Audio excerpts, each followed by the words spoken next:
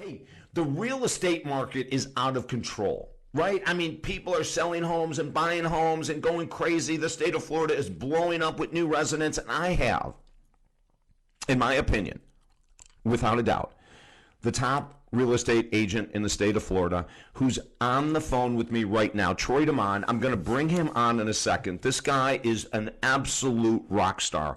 Awarded Top Gun Real Estate Agent in 2020 by the Royal Palm Coast Realtor Association, $27 million in sales for 2021, ranked number 90 in Florida Gulf Coast MLS for 2021 production.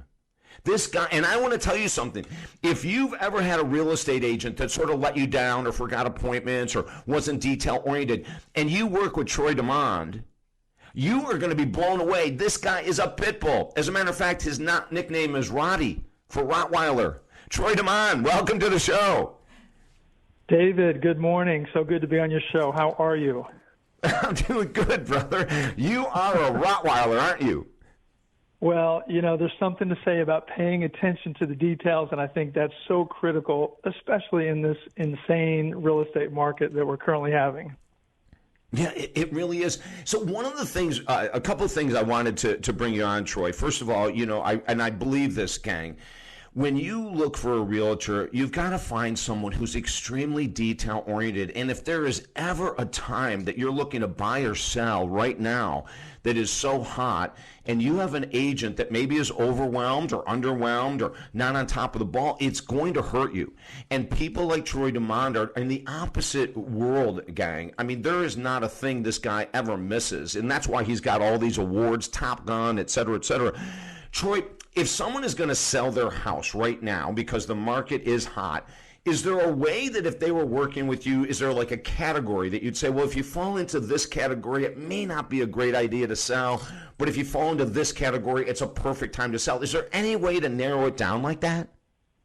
Well, it's really interesting, David, because the market is so tight right now. As we've talked before, there's no inventory. So in planning to sell your house, you've got to have an exit strategy. You're going to get top dollar for your house because of the lack of inventory. There's 100 buyers for one house. But as a seller, where are you going to go then? So what's your exit strategy? And that's the challenge, I think, that sellers face right now, because with the market so hot, they'll have to pay top dollar on their next purchase, unless, of course, they have a second home or investment property that they can lay low for a while till the market flattens out. And now, this is a crystal ball question, Troy. Do you, with all the knowledge, and you're with, you know, one of the top Royal Shell real estate companies in Florida, with the knowledge of all the people at your real estate agency and everything that you learn online, is there anything that you project out, and when you're working with clients and say, you know, we feel that, you know, you'll be able to get top dollar for the next 8 months or 12 months or 16 months, and then after that, the market's going to shift? Do you have any way to forecast? Yeah, you know, we study the data a lot, and I listen to a lot more smarter people than I am, and they see no shortage of this insane market for the next 6 to 8 months. The thing that may hinder the buyers, though, David, is that the feds are raising the interest rate. Now, you and I bought our first houses years and years ago and probably paid 10 and 12%. Right now, the interest rate is around 3.6%. It's projected to go up again. That's really nothing. But what these buyers were able to do in the last year is buy so much more house for so less little interest and more home space because of that. So these are all factors, but typically most of the experts are saying that this market as a seller's market will continue for 6 to 8 more months, and we're not going to have a crash. I mean, we have way too much equity in our homes. The banking systems are under so much more regulations not to give money out to people who can't qualify, like they did in years past. So we're in good shape. We cannot keep this frenzy up, though. We need more inventory. We need more people to list their homes.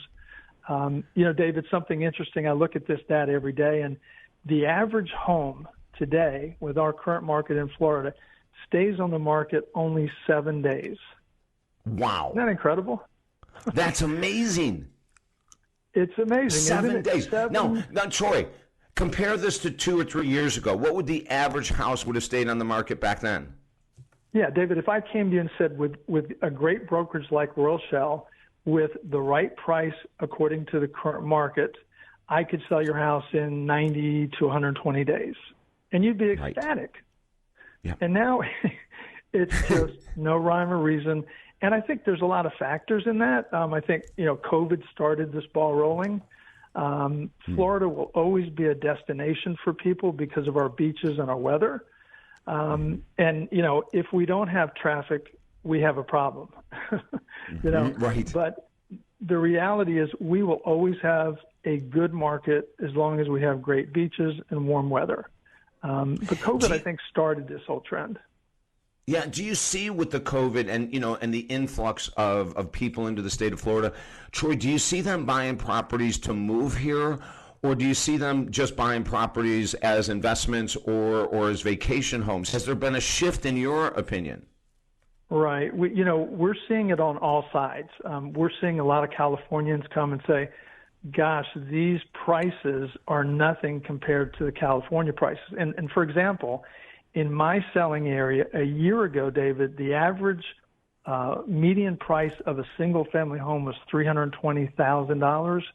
Today, it's $445,000 in 1 year. Wow. Wow. So a lot of these people are saying these prices are nothing.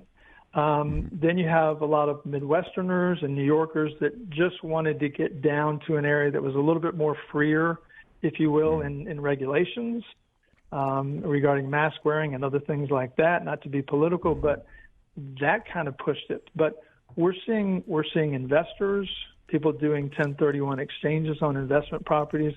We're seeing vacations, and we're seeing relocation. So we're seeing it on all sides.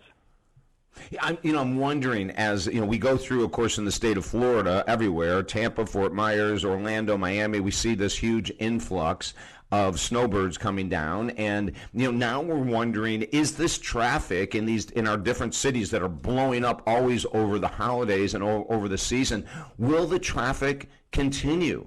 And it sounds like, from your opinion, with the house sales staying hot for 8 months and not a crash, that we may be having a lot more traffic on Florida roads in the next several years. Troy, would you agree? Yeah, I really would, and that's why we need sales tax to keep our roads good, and infrastructure, and I know our local governments are continuously working on that. And the challenging thing for even new construction is that there's no dirt on the west. Yeah, we live in the West Coast, the Tampa, Sarasota area, as you know, but everything is moving east in terms of construction. So It's hard to find new dirt to build new home sites. And then you have a whole host of Go ahead. Yeah, and Troy, you and I were talking yesterday, and I didn't know this. You were telling me that apartments right now, new apartments, are going for like $3,000 a month. It's insane. The rental market is off the hook as well. Prices are escalating, and the only thing I can say to a buyer who is contemplating either renting or buying, because David, as we did talk yesterday, you can buy a house with as little as 5% down. And in some situations, even less. But the equity you'll build in paying $3,000 a month on a mortgage versus living in an apartment for 2 or 3 years, it's insane. So if you're able to purchase and find a home, that's the key, is able to, you'd be in a much better situation because, again, these interest rates are still historically low, and they're not going to always be there. No, I remember a couple years ago I bought a house, Troy, with you. I won't work with anyone else, gang. This is how strongly I feel about him as an agent, as a professional. And it was like at 5.2%.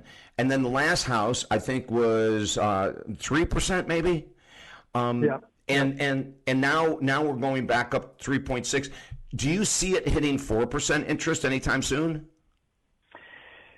There's talk of it, and I'm not on that side of the business, but I think ultimately it has to go up a little bit to stabilize things, although we don't want to hear that. And again, we just revert back to the days when we paid a lot more, and these are still great numbers.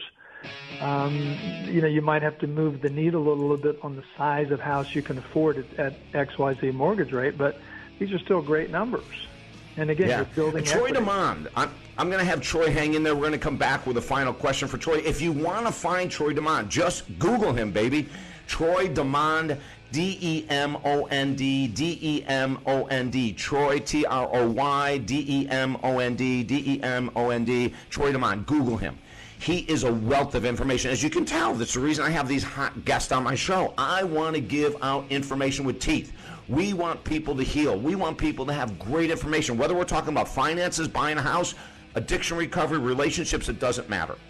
It's all about helping Americans make the best decisions during these crazy pandemic times. So much more to come. I want you to hang out right there. And don't forget, we have our free program, Helping Americans Heal, at TalkDavid.com. Stay there. Are you ready for massive life change? Do you want a better attitude, career, or relationship? Work with the #1 best-selling author and counselor.